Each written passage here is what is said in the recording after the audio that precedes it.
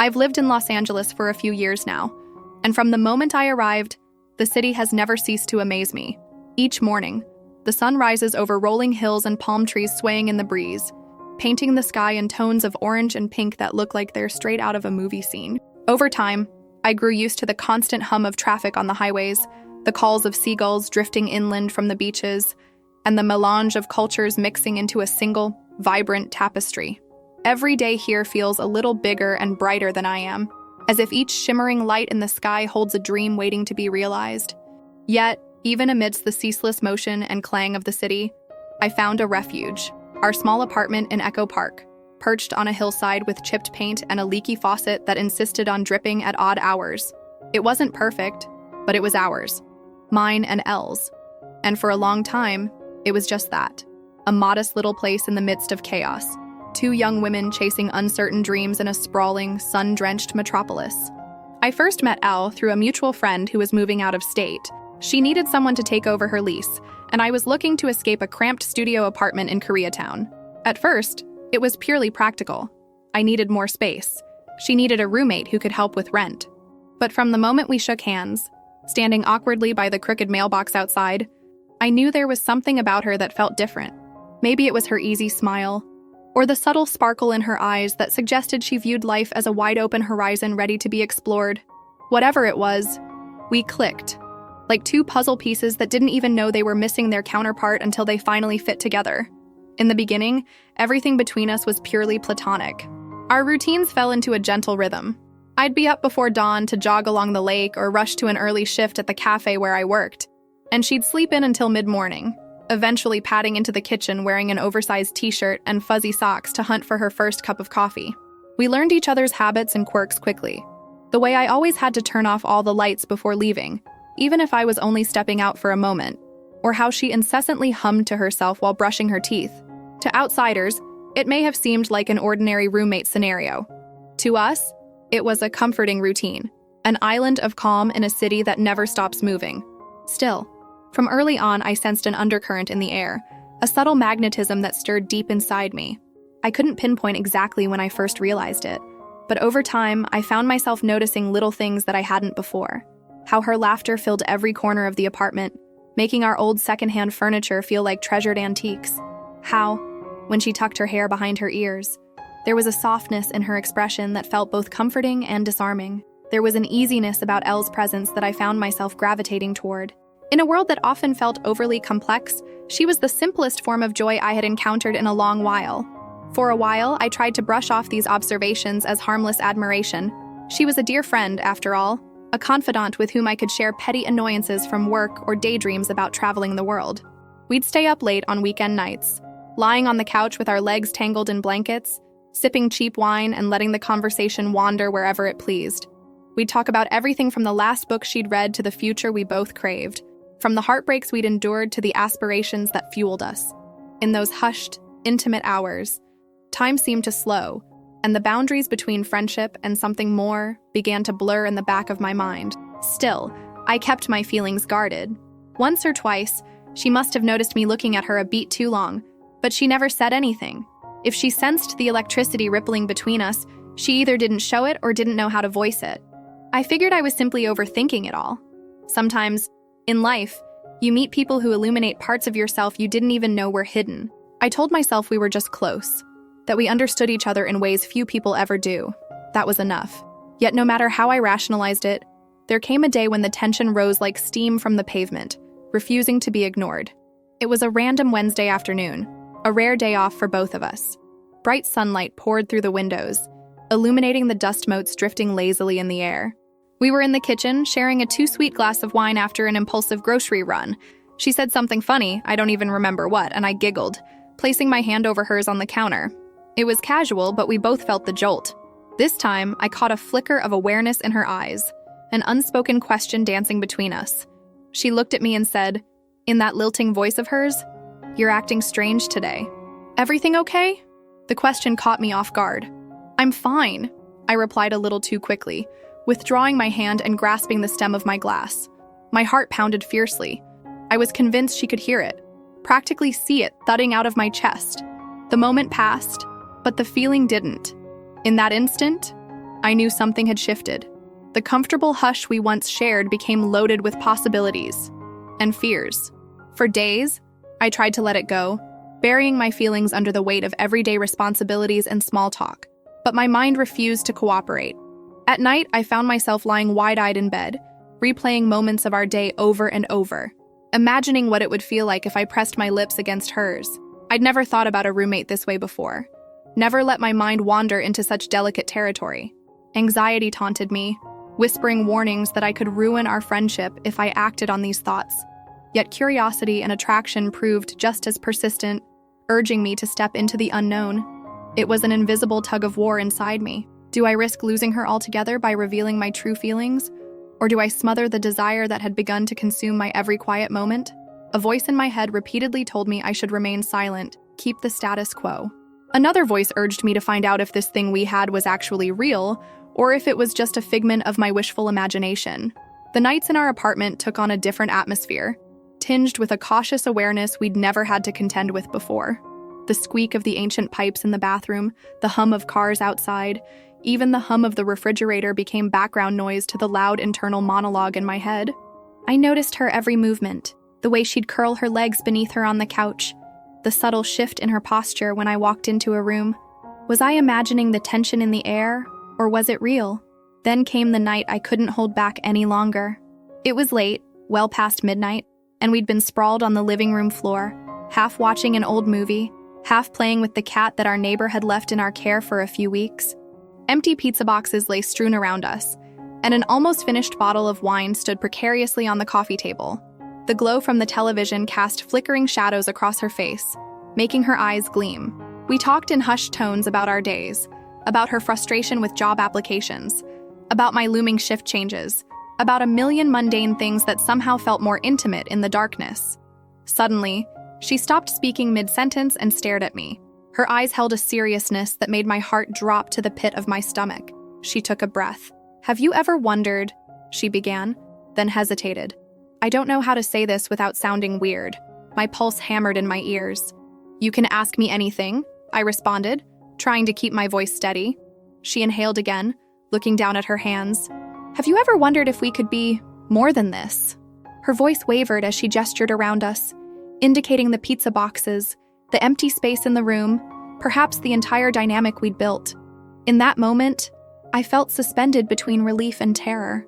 Relief, because I knew I wasn't alone in sensing the current that flowed between us. Terror, because now that it was out in the open, there was no turning back. My voice caught in my throat. I studied her face, the delicate curve of her lips, the vulnerability in her eyes. I could have answered with words, explaining every doubt and every longing. Instead, I leaned toward her, bridging the small distance between us. My lips found hers, and for the briefest second, she froze. I worried that I had made a terrible mistake, but then she responded, tentative at first, then with a matching urgency that melted every doubt swirling in my mind. I don't know how long the moment lasted, because the world seemed to warp. The background noise of the movie faded, replaced by the roaring of my own heartbeat. When we finally pulled away, our foreheads nearly touching, we were both breathing unevenly. She was the first to break the silence, whispering, This is crazy. I don't know what to say." I let out a shaky laugh. "Me neither," I admitted. "But I'm glad it happened." Her lips curved into a half smile, her eyes darting around my face as if memorizing the moment. Then we heard something, probably just the refrigerator making its usual clicks. But it shattered the bubble we were in. We drew apart, sitting back on our heels, unsure of what came next. The next morning brought a swirl of overthinking. I woke up in my own bed, though I could vaguely recall us cuddling on the floor until the early hours. How we ended up separated was unclear. Maybe we were both so overwhelmed we chose to retreat to our own spaces. My first instinct was to overanalyze every detail. Did she regret it? Should I say something first? What if she panicked and decided this was all a bad idea? I heard movement in the kitchen and stumbled out of bed. The clock read 10:13 a.m., which was late for me. Usually I'm up by 7, 8 at the latest. My hair was a tangled mess, and I had no plan for how to approach this conversation that suddenly felt so precarious. Nerves fluttered in my stomach as I opened my door. She was standing by the sink, wearing a tank top and shorts, hair wild from sleep. A cup of coffee steamed on the counter. She looked over, and her lips curved gently in a silent good morning. I walked to the fridge, feeling her gaze on me the entire time. An awkwardness hung in the air, palpable and new. This was Elle, the girl I'd lived with for months. The friend who knew which songs always lifted my mood, who'd see me dancing and twirling around the apartment when no one else was around. Now, all of a sudden, we were unsure of our footing, as if crossing a rickety bridge we weren't sure would support us both. Finally, she cleared her throat. Hey, I responded, forcing a tiny smile. We stood there for a moment, neither of us quite certain how to continue. Eventually, she sighed, pressing her lips together as if bracing herself for something difficult. Last night, I'm not sure what to do about it. I nodded, swallowing the lump in my throat. I know, me neither. I paused, searching her face for any sign of regret or blame. Are you mad? She shook her head vigorously. No, of course not. It was a lot, you know? It was a relief to hear she wasn't upset, but I still felt the tension of unanswered questions. But I don't regret it. She paused, and my heart pounded in that split second. Then she exhaled, shoulders dropping a fraction. No, she said softly. I don't think I do. We leaned against the counter, letting the quiet settle around us. I thought about how, in every movie, a moment like this is usually followed by a sweeping gesture or a dramatic confession, but our kitchen remained small, and we remained two people fumbling for a path forward. I wished life came with a manual for how to handle these complicated emotional pivots. But if such a manual existed, it had never been handed to me. I guess we should talk about it at some point, she said eventually, raising the mug to her lips and taking a tentative sip.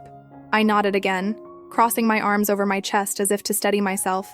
We can do that, later, whenever you're ready. She gave me a grateful look. For the rest of the day, we carried on with half-finished chores and errands, both of us acutely aware of each other's presence. If we brushed shoulders, there was a spark. If our gazes met for too long, a deep flush colored my cheeks. That night, after an evening spent separately, me writing in my journal, her holed up with her laptop, she came and knocked on my door. She looked nervous, hugging her elbows. Can we talk now? I patted the spot next to me on my bed, and she sat down, crossing her legs underneath. My room was dimly lit by a bedside lamp, casting a warm glow over the rumpled comforter and a few scattered books. Outside, traffic hummed on Sunset Boulevard, mixing with the faint sound of music from a bar a few blocks away. It felt intimate, secretive, like the hush before a confession. She fiddled with her fingers. I've never considered this with a roommate. She started, stumbling over her words. I nodded, understanding entirely. Me neither. But then it happened.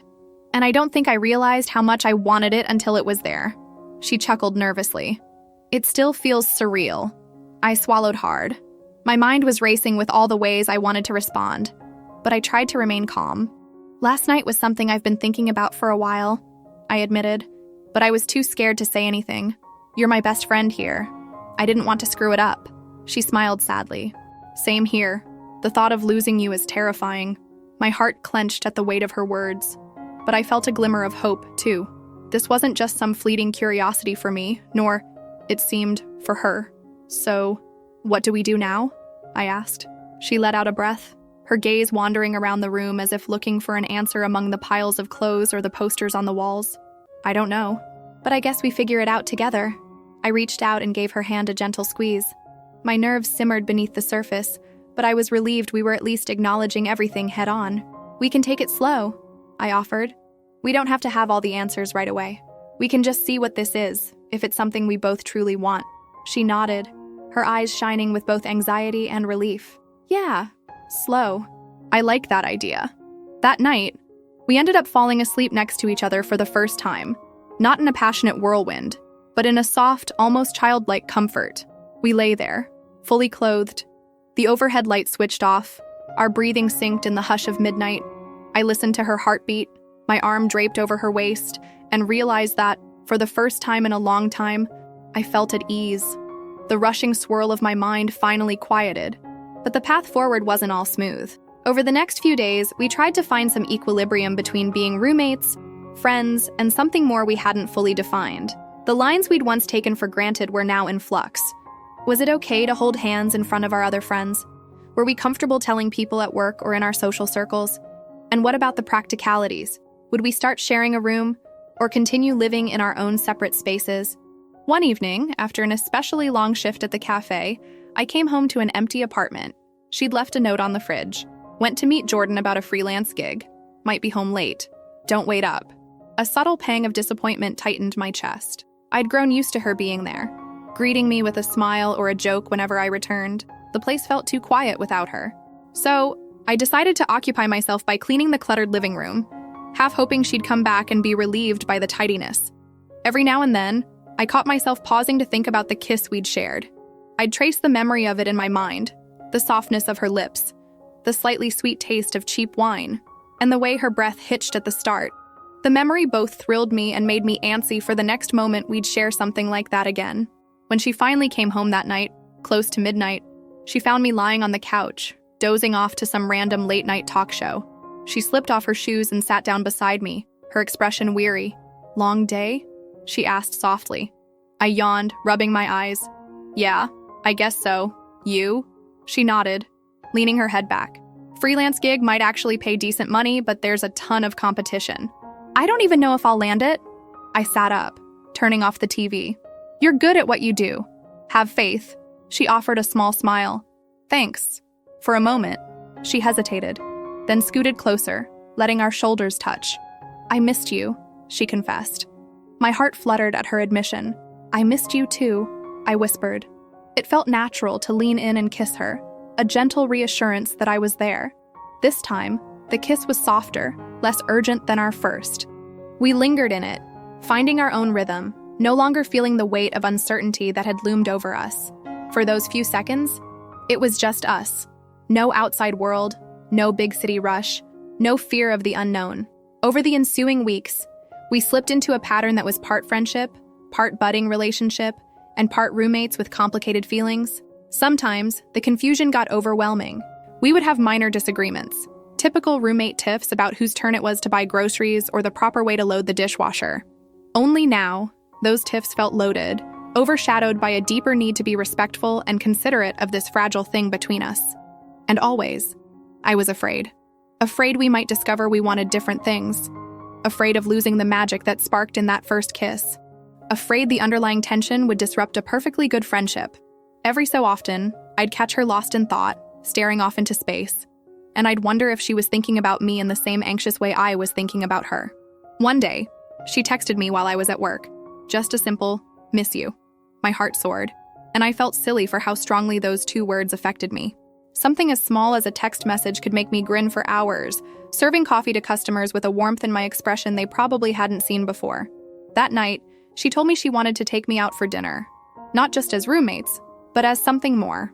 We ended up at a tiny ramen place in Little Tokyo, a spot we'd both frequented separately, but never together. There was a moment when we arrived, uncertain whether we should hold hands in public. Slowly, tentatively, she laced her fingers with mine while we waited for a table, and I felt a rush of adrenaline course through me. The hostess didn't bat an eye, leading us to a cozy corner booth. We talked for hours that evening about how weird it was to be dating, if that was indeed what we were doing, while still living together, about what our families might think, about how neither of us had seen this coming. We laughed at the absurdity of it, at how life can shift so profoundly in the span of a single kiss. Yet, for all the warmth of that evening, tension brewed the next day. We woke up to find we'd both overslept, and she was going to be late for a meeting. She rushed around the apartment, frantically searching for her laptop charger, snapping irritably at me when I pointed out that she might have left it in the living room. I felt a stab of annoyance. This was exactly the kind of stressful interaction we'd always navigated easily as roommates. Why did it feel so different now? She dashed out the door, leaving me behind with a sink full of dishes and a swirl of irritation. The whole day, my mind returned to that moment, replaying the brief argument. It reminded me that this new dynamic, though thrilling and full of promise, also opened the door to new ways we could hurt each other. That night, she came home with an apologetic face. "I'm sorry," she said, setting down her bag. "I was a jerk." I shrugged, trying to appear nonchalant. "You were stressed." She shook her head, coming to stand in front of me. "That's no excuse." She reached out, brushing a strand of hair away from my forehead. I got scared. I'm sorry. My brows knitted. Scared of what? She bit her lip. Lately, it's like everything is so intense, so real. What if we can't handle fighting and living together at the same time? What if this ruins what we have? I placed my hands on her hips, looking her in the eye. That's my fear too. But I guess we have to communicate, right? Remember all the times we've worked stuff out before? Maybe we can do that now too. Her shoulders relaxed. You're right. I love living with you, and I don't want that to change. She paused, then whispered, and I like this. Whatever it is. Too much to give up. I felt a surge of emotion. So do I. We sealed the moment with a kiss, deeper than the last, letting go of the tension that had accumulated through the day. It was reassuring that we could be honest about our fears, that we weren't just hoping the cracks would mend themselves. In the months that followed, Elle and I navigated this uncharted territory, becoming more than roommates, yet not quite labeling ourselves with any specific title. Some days, we drifted into an easy dynamic, cooking breakfast side by side, exchanging playful banter about which section of the Sunday paper was more interesting, or picking up each other's favorite snacks from the corner bodega. Other days, the looming questions returned. Where was this going? Did either of us see a long-term future here, or was it some sort of transitional phase? We also struggled with how much to share with the outside world. Our apartment was a safe haven, a microcosm of warmth and unspoken truths. But out in the city, people had their own assumptions about us. I told a couple of close friends, including the mutual friend who'd introduced us. She was ecstatic, claiming she always sensed a vibe between us. Elle confided in her older sister, who was supportive but shocked. Over time, we felt more comfortable hinting at our relationship without fully shouting it from the rooftops. Meanwhile, the city around us continued as always. Traffic jams on the 101, throngs of tourists flocking to Hollywood Boulevard, street vendors selling bacon-wrapped hot dogs outside bars at 2 a.m. Life moved on. Seasons shifted from warm to slightly less warm to warm again, and the two of us adapted to our new normal. One pivotal evening arrived when a friend from out of town came to stay with us for a few days. We scrambled to tidy up, making sure to hide any overly suggestive notes or signs that we might be more than friends. But it was nearly impossible to eradicate every clue, like the small gestures of affection, the way we lingered in each other's presence. Our guest eventually noticed, cornering me in the kitchen the second night and asking, "Are you two together?" I hesitated, glancing toward the living room where Ella sat reading a magazine. "We're figuring things out," I explained, cheeks flushing. "Please don't make a big deal about it. We're still adjusting." He just chuckled. "I'm not judging. You guys look happy." Happy. It was such a simple statement, but it made my heart swell with an unexpected warmth. For all the stress and uncertainty, for all the nights I lay awake wondering if we'd made a mistake. It was undeniably true. I was happier than I'd been in a very long time. Still, with happiness often comes fear of losing it. For me, that fear manifested in small insecurities. I worried about whether I was enough for her.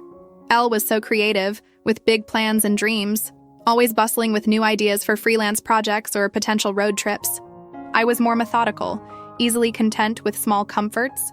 Could I be the right partner for someone who lived so freely? Conversely, I suspected Elle sometimes doubted herself too. She'd become more introspective after we started sharing our feelings, occasionally asking me if I was disappointed in her for not knowing exactly what she wanted out of life. Of course, I wasn't disappointed. I admired her willingness to explore. But it pointed to something we both struggled with. Neither of us had done this before, and our insecurities threatened to derail us if we let them. One day, a more significant rift tested our fledgling relationship. It began with a simple misunderstanding about finances. I was saving up for a graduate program I hoped to apply to in the next year or two, and she was using much of her free time to pursue creative projects that didn't always pay right away. Tempers flared when the rent was due, and she was short on cash one month. I tried to be understanding, but my frustration boiled over. "What do you want me to do?" she snapped, pacing the living room. "Give up on the freelance gig that might actually lead somewhere." "That's not what I'm saying," I retorted, trying hard to keep my voice steady. "I'm saying you have to have a backup plan, Elle. Rent isn't going to wait for your dream project to pay off." She flinched, and instantly, I regretted my harsh tone. But part of me insisted that the practical concerns were valid. We fell into an argument that felt bigger than it was, as if all the pent-up doubts about our future came crashing through the door at once. Eventually, she stormed out, leaving me alone with the echo of slamming doors and my own racing heart. I spent that evening pacing the apartment, calling her phone, leaving apologetic voicemails. At around midnight, she came back. We were both worn down, emotionally spent. Through tears, we hashed out the real reasons we were upset.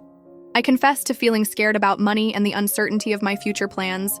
She admitted she felt I might be trying to fix her life too quickly, as if I couldn't accept her free-spirited approach. We sat on the kitchen floor, yes, the floor, holding hands and talking until the wee hours. By the time the sun crept through the curtains, we were exhausted but more bonded than before. It occurred to me then that this was what a real relationship looked like: raw, messy, full of mistakes and apologies, but also anchored by a genuine desire to make it work. After that, our little apartment began to feel even more like a home we were building together, rather than just a convenient living situation. We replaced the old, peeling wallpaper in the living room with a fresh coat of paint, soft yellow that reminded us of sunshine. She planted succulents on the windowsill. I fixed the leaky kitchen faucet, or at least I attempted to before we ended up calling a professional. We joked that maybe we should sign a roommate's relationship contract, just to keep everything clear, but obviously, we never did. Somewhere in those transformations, the memory of our first kiss receded in its intensity, replaced by a deeper sense of partnership. That's not to say the spark disappeared. If anything, we learned how to kindle it more deliberately.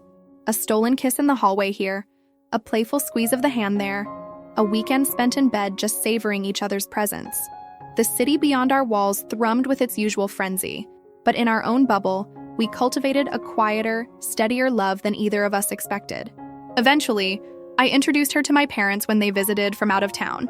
An awkward, hilarious experience that ended with my mother hugging her warmly and whispering that she could see how happy we both were. Elle did the same, bringing me to a family gathering in Orange County where I tried to impress her relatives by claiming I could surf. I couldn't, but they appreciated my sense of humor. We were learning how to be ourselves together, building a shared life while still honoring our individuality. It was a delicate balance, but one worth striving for. Some nights, I'd lie awake, still marveling at how it began. A lingering hand in the kitchen, a quiet question, and one impulsive kiss that ignited a world of possibility. Life isn't a fairy tale, of course. We fought sometimes. We doubted ourselves. We faced the practical realities of making ends meet. But each new challenge served as a reminder that our relationship wasn't formed by mere convenience. It was built on genuine affection and respect. It's funny how, in retrospect, something as simple as sharing a box of pizza or a glass of wine can become a pivot point for your entire life. I remember one morning, months after that first kiss, when I woke up to find her sleeping beside me. Soft rays of sunlight cascaded through the curtains, illuminating the strands of her hair sprawled across the pillow. In her sleep, she looked so peaceful, her lips parted slightly, a hand resting on my arm. For a moment, I simply gazed at her, overwhelmed by a gentle realization. It felt right. Not just the romantic side of it, but everything else too. The everyday practicality of brushing our teeth side by side, the errands, the laughter, the frustrations, even the silent moments. I leaned over and kissed her forehead. She stirred, eyes fluttering open. "Morning," she mumbled with a faint smile. I smiled back, my heart overflowing with affection. That day, we decided on a whim to drive to the beach. We packed a small cooler of sandwiches, drinks, and fruit, tossing them in the back seat. The sky was bright, the weather warm.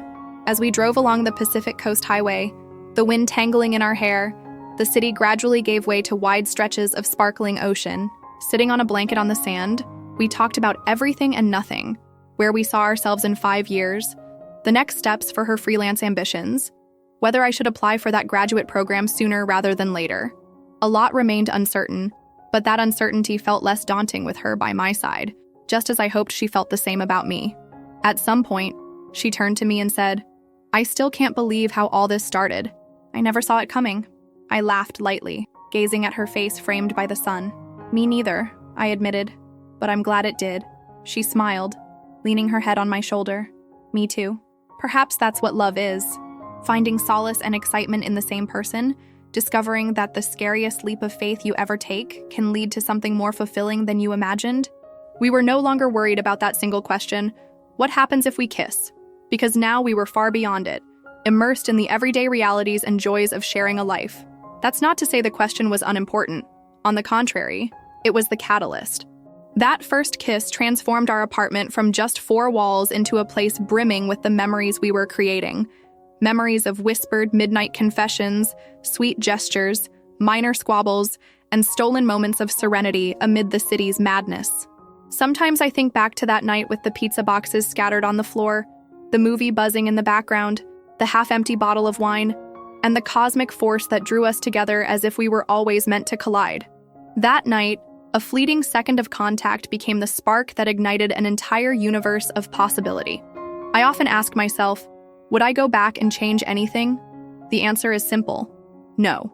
That kiss felt like it was always meant to happen, the start of a new story we were both finally ready to write. As I continue to sit here and reflect on it all, sipping a cup of coffee on a lazy Sunday morning, I realized that the hardest part wasn't the kiss itself. It was the moment right before, the knot in my stomach, the uncertainty in her eyes, the fear that once our lips touched, we'd never be able to return to the safety of what we knew. Yet sometimes, the best things in life lie just beyond that threshold of fear. So, if you're wondering what happened when I kissed my roommate for the first time, well, it turned my life upside down, then right side up again, revealing a depth of feeling I'd been too scared to explore. It made me question everything, from my identity to my relationships, only to reconstruct a new sense of self grounded in honesty and connection. It wasn't always easy, but it was worth it. We learned how to communicate our needs, how to ride out disagreements, and how to maintain our independence while forging a partnership. Even now, if I close my eyes, I can vividly recall the hushed stillness of that pivotal moment, the electricity that pulsed between us, and the flood of warmth that flooded my chest when her lips finally met mine. That memory will always be precious to me, not only because it marked the beginning of something wonderful, but also because it showcased how a simple act of bravery can alter the trajectory of your life in the most extraordinary way. Elle and I might not have everything figured out. No couple does, no matter how polished their photos look on social media. We'll probably fumble and bicker and question ourselves in the years ahead. But we do know that our bond was forged in vulnerability and choice, that we chose each other at a time when it would have been easier to step back into the comfort of a life unaltered by romantic risk. That choice continues to define us. Sometimes, late at night, we still lie awake whispering about our dreams. We make travel plans we may never fulfill, promise each other that we'll climb mountains or learn to tango or spend a month volunteering somewhere far away. Our imaginations roam, blending the lines between reality and aspiration, and in those moments, her hand finds mine in the dark, a comforting reminder that I'm not alone on this journey. Is that not one of the truest forms of love? Feeling safe enough to dream unabashedly, to let your mind wander through all the what-ifs, without the gnawing dread that the person beside you will deem them foolish or naive. Love, I've come to realize, is partly about risk, but also about the soft spaces you create for each other. Spaces where you feel seen and supported. The first kiss was only the beginning. What happened afterward was an unfolding, a series of realizations that tested who we were separately and who we could be together. In many ways, that's still happening. Every day, every month, every year, as we learn more about ourselves and this quiet, soulful connection we share. I suspect it will continue for as long as we allow ourselves to remain open and curious, for as long as we approach each other with kindness instead of certainty. If you're listening to this story right now, maybe you're wondering if you should take a similar leap in your own life. Perhaps you're teetering on the brink of a decision that could upend everything you've come to rely on. All I can say is, sometimes, the biggest gamble leads to the most meaningful outcome. Sometimes it is only when you brush your lips against the terrifying unknown that you realize it's what you've desired all along. I can't promise your story will mirror mine, that your crush will reciprocate, or that a single kiss will spark a lifetime of companionship. Everyone's journey is unique, but I can promise that if you never muster the courage, you'll never know the bright, beautiful potential of what might have been. Even if it doesn't end how you expect, you might find clarity or growth in the experience. As for me, I look back at the memory of that first kiss with gratitude. It taught me how to be brave in love, how to stand on the precipice and decide that some risks are worth taking. It reminded me that home is not just a physical space, but the people in it who make you feel cherished. And that's what happened when I kissed my roommate for the first time. We shattered the safety of our simple friendship, stepped across a line that was never meant to be permanent, and stumbled toward a deeper, more complicated closeness. We learned that sometimes, all it takes is one moment of daring to unwrap the gift of connection that might otherwise remain hidden forever. To anyone who's ever been in that moment, heart hammering, thoughts racing, the future dangling precariously in front of you, I know how it feels. But I also know the quiet joy of waking up next to someone you never thought would become so important in your life. The truth is, life rarely goes according to plan. In the end, you may find yourself glad that it didn't. We're still here, in that same quirky apartment in Echo Park, where the walls have a fresh coat of paint and the kitchen faucet finally doesn't leak. Every so often, the late-night hum of the city still filters in, drifting through the windows and reminding us of the restless energy right outside. In our shared living room, the couch remains a well-worn testament to countless movie nights, shared meals, and heartfelt confessions. These days, the sense of home we've created feels stronger than ever. Friends come and go, leaving behind echoes of laughter and the lingering scent of takeout. Work remains hectic for us both, but our evenings hold a measure of comfort, grounded in each other's presence. Sometimes I catch myself just staring at her, marveling at how, once upon a time, we were just two strangers shaking hands by a crooked mailbox, uncertain of everything except that we needed a place to live. Now, we share not only space, but also dreams, fears, hopes, and moments of joy. And to think it all began with a kiss I almost never had the courage to give. That single act of vulnerability changed the very nature of what we meant to each other. It was terrifying, exhilarating, awkward, and perfect all at once.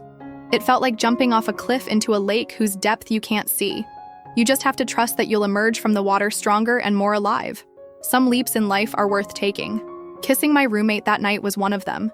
For better or worse, it sparked a transformation in both of us, reminding me that the line between fear and desire is often gossamer thin, and when you cross it, you might just discover that the most beautiful chapters of your life are the ones you never expected to write.